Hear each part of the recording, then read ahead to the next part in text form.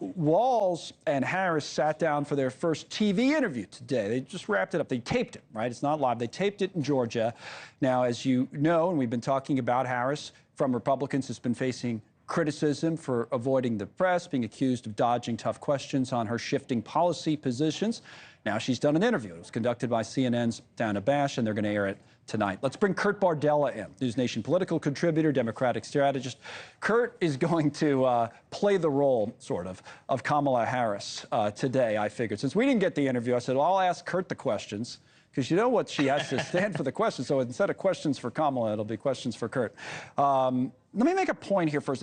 So to me, and we'll bring it up on the tablet first, just her stances on issues is what I'm sure they're going to focus. They're going to say, here's what you said then, here's what you're saying now. On fracking, first of all, energy policy. There's no question I'm in favor of banning fracking, she said in 2019, ahead of her 2020 run for president. But now a spokesperson said she would not ban fracking. On the border, back then, as I said, Trump's border wall is a complete waste of taxpayer money. Won't make us any safer on Facebook in 2020. But now, at the DNC, at her convention speech as president, I'll bring back the bipartisan security bill that he killed, meaning Trump, and I'll sign it into law. All right, long way of saying question one for you, question for Kamala, question for Kurt. Here it is.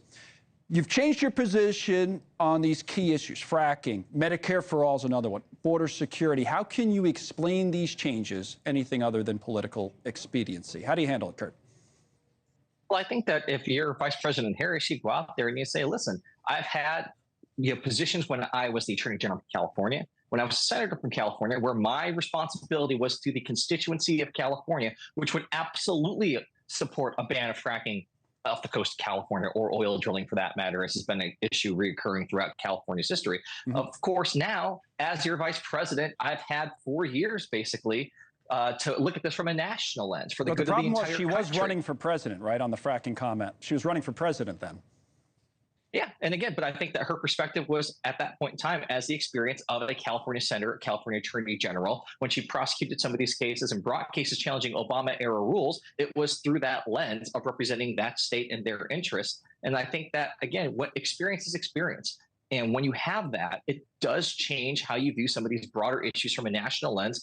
And I think that we should want leaders that are willing to get more information, get more facts, get more knowledge, and calibrate their positions for the time that we're in right now. My way or the highway is dead-end leadership. If you're refusing to adapt with the times, right, kind of like the Republican Party is on a number of issues, you look like you are out of touch with what the American experience really is.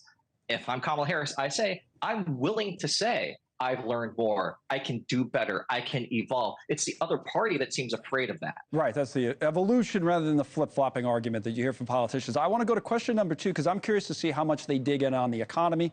I'm certainly interested in it. It's the #1 issue out there. To Harris, your economic plan promises a crackdown on price gouging. So how exactly do you define price gouging? What is it? And I think it's important, which metrics will your administration use to actually take action on this? What should she say? The answer there is very simple. When you look at what the Biden-Harris administration has done, for instance, changing the price of insulin so that it is manageable and accessible to everyone who needs it, that same standard should apply to the everyday American things that we need, whether it's milk, eggs, Well, what's groceries. the measurement? Is it a percentage, or what's the measurement on that?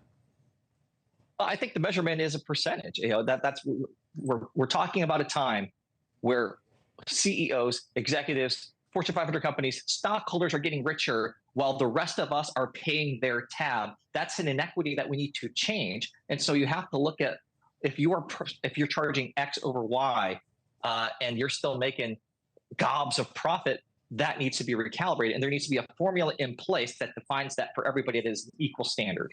Question 3 of 3, then you're off the hook for now. She's not, but you are. Foreign policy, how would you approach the war in Gaza differently, it's the key word, than President Biden? Well, I mean, I think part of that depends on what we're inheriting. Should President Harris assume office in January 2025? Will there have been a negotiated ceasefire, for instance, at that point in time? We certainly all hope that that's the goal. That regardless of what party you're in, you should want that to happen. If that isn't the case, if the conflict is pretty much where we're at right now, this kind of stalemate, I think that there needs to be a more aggressive posture for the United States that, as president, I will lead. to compel these parties to come to the table more in good faith. And that's taking advantage of the relationships we have with the Middle East. That's utilizing Egypt, bringing people to the table. And if not, then we're going to have to look at things like sanctions to get them to the table.